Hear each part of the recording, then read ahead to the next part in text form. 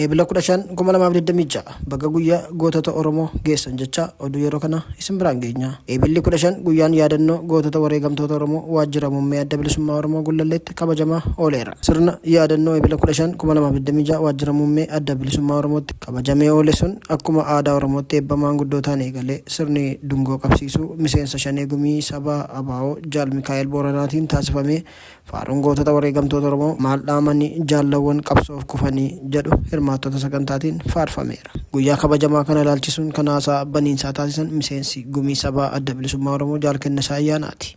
Itaan sun kennaan aadaa ulfina hoogganaa mul'isu koree qopheessitoota sagantaatiin qophaa'e karaa dura taa'aa waldaa wal gargaarsa Maccaa Tuulamaa obbo Dirribii Damisee Bokkuu fi hooggantoota adda bilisummaa Oromoo miseensa shanee gumii sabaa fi qondaaltota dhaabaa hayyuu duree dhaabichaaf kennameera. Guyyaa kana sababeeffachuun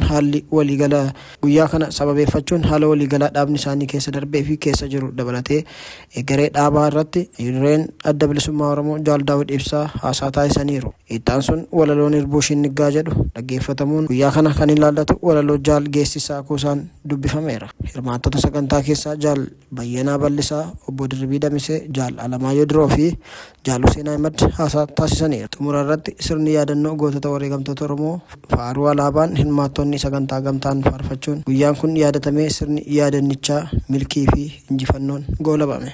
Oduu wal fakkaatuun waraanni bilisummaa Oromoo guyyaa gootota Oromoo haala ho'aan kabajaa ooleera. Warra wareegame yaadachaa warra jirummoo kaayyoo isaanii galmaan ga'uuf irbuu waaromfachuun imala gara fuuldura qabsoo bilisummaa Oromoo waliin itti fufnaa jedha waraanni bilisummaa Oromoo. Seenaan dhiigaan barreeffame hin dagatamu. Guyyaan har'aa eebilli 15 guyyaa gootota Oromoo guyyaa itti dhiigni gootota keenya bilisummaa fi kabaja uummata keenyaaf akka bishaanii dhangalee itti yaadannudha jedheera. Akkasumas guyyaan gootota wareegamtoota Oromoo biyya alaaf biyya keessa haala ho'aan kabajamaa jira.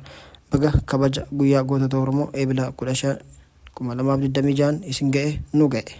Xumura irratti Turkiin xiyyaarota waraanaa F-16 gara Somaaliyaa Moqaadishootti bobbaasuun dhaga'ame. Yeroo mootummaan federaalaa Somaaliyaa to'annoo isaa cimsaa akkasumas mormii naannolee irraa ka'uu qolachuuf socho'aa jirutti Turkiin xiyyaarota waraanaa F-16 Moqaadishoo keessa qubsiisuun deeggarsa waraanaa biyyattiif taasistu haala ho'aan dabaluun ishee ibsameera. Dhaabni odeeffannoo waraanaa Jaanes jedhamu jalqaba irratti kan gabaase yoo ta'u naannichatti tajaajilli oduu Gaarwee eebila 14 akka gabaasetti sochii xiyyaarota sanaa hordofee bu'uuraalee misoomaa baatiiwwan darbaniif buufata xiyyaaraa idil-addunyaa Adan Aadee keessatti gaggeeffamaa ture kan akka bakka qubannaa addaa fi suphaa xiyyaarotaa waraanaa dabalatee xumuramuu ibsaniiru.